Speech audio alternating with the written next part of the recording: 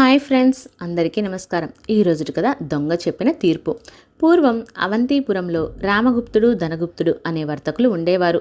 వ్యాపార నిమిత్తం డబ్బులు అవసరమైన ధనగుప్తుడు రామగుప్తుని దగ్గరికి వెళ్ళి 1000 వరహాలు అప్పుగా ఇవ్వమని అడిగాడు.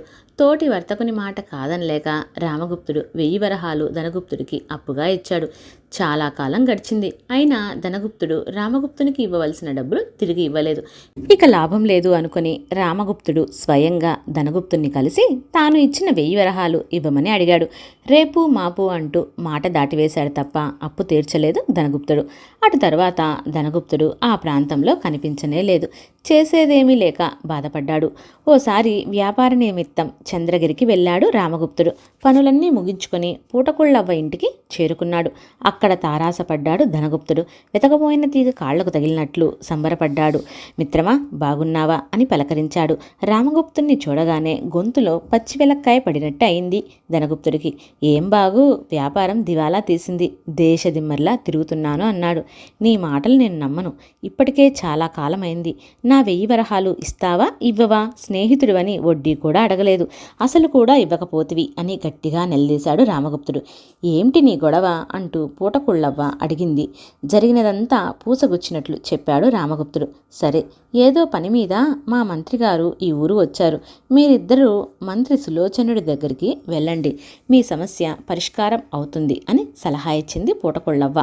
సరేనని ఇద్దరు మంత్రి సులోచనుడి వద్దకు వెళ్ళారు. అయ్యా, మా ఇద్దరిది అవంతిపురం. చాలా కాలం క్రితం వ్యాపార నిమిత్తం నా దగ్గర 1000 వరహాలు అప్పుగా తీసుకున్నాడు ఈ ధనగుప్తుడు. నా అప్పు తీర్చమంటే తీర్చడం లేదు అని ఫిర్యాదు చేశాడు రామగుప్తుడు. అదంతా వట్టి అబద్ధం. నేను ఇతని వద్ద అప్పు తీసుకోలేదు. తీసుకుంటే వడ్డీ ఎంత, పత్రం ఏది అని బుకాయించాడు ధనగుప్తుడు. మంత్రి సులోచనుడు కాసేపు ఆలోచించి, రామగుప్తా, నువ్వు అప్పు ఇచ్చినట్లు ఆధారాలు ఏమైనా ఉన్నాయా అడిగాడు. నా దగ్గర ఏ ఆధారాలు లేవు అని జవాబిచ్చాడు రామగుప్తుడు. ఆధారాలు లేనప్పుడు ఎలా శిక్షించగలను? నువ్వు అప్పుని ఇవ్వడం నిజమే, అయినా నీ సొమ్ము ఎలా ఇప్పించగలను అన్నాడు మంత్రి.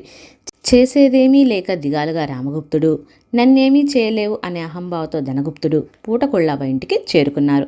రాత్రి భోజనాలయ్యాయి. అందరూ కబుర్లు చెప్పుకొని హాయిగా పడుకున్నారు. 2వ జాము అయింది. ధడేల్మని చప్పుడు అయింది. భయపడుతూ అందరూ ఒక్కసారి నిద్రలేచారు. ఏమైందో ఎవ్వరికీ అర్థం కాలేదు. ఎవరైనా కదిలారో చంపేస్తా అన్న మాటలు గట్టిగా వినిపించాయి. లాంతర్ వెలుగులో అతని ఆకారాన్ని బట్టి గజదొంగ అని గుర్తించి భయం భయంగా కూర్చున్నారు అందరూ. ఆ గజదొంగ ఒక్కొక్కరి దగ్గరికి వచ్చి, మీ దగ్గర ఉన్న డబ్బు బంగారం మాట్లాడకుండా ఇచ్చేయండి, లేదా పీక కోస్తా అని బెదిరించాడు. బతికుంటే బలుసాకైనా తినవచ్చు అనుకుని ఒంటి మీద ఉన్న బంగారం, సంచిలో ఉన్న డబ్బులు ఒక్కొక్కరుగా ఇవ్వసాగారు. ఇది గమనించిన ధనగుప్తుడు తన దగ్గర ఉన్న 1000 వరహాల సంచిని రామగుప్తుడి చేతిలో పెట్టి, నీ అప్పు తీరిపోయింది, తీసుకో అన్నాడు.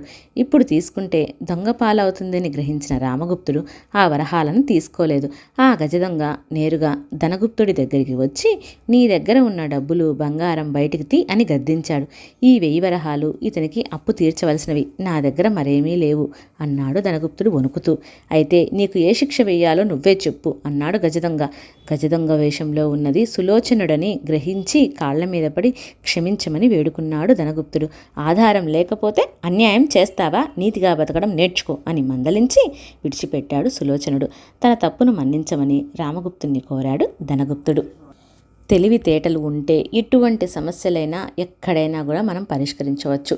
ఓకే ఫ్రెండ్స్, నా కథ మీకు నచ్చినట్లయితే లైక్ చేయండి, షేర్ చేయండి, మరియు నా ఛానల్ని సబ్స్క్రైబ్ చేయండి. పక్కనే ఉన్న బెల్ ఐకాన్ క్లిక్ చేయడం మర్చిపోవద్దు. Thank you for watching.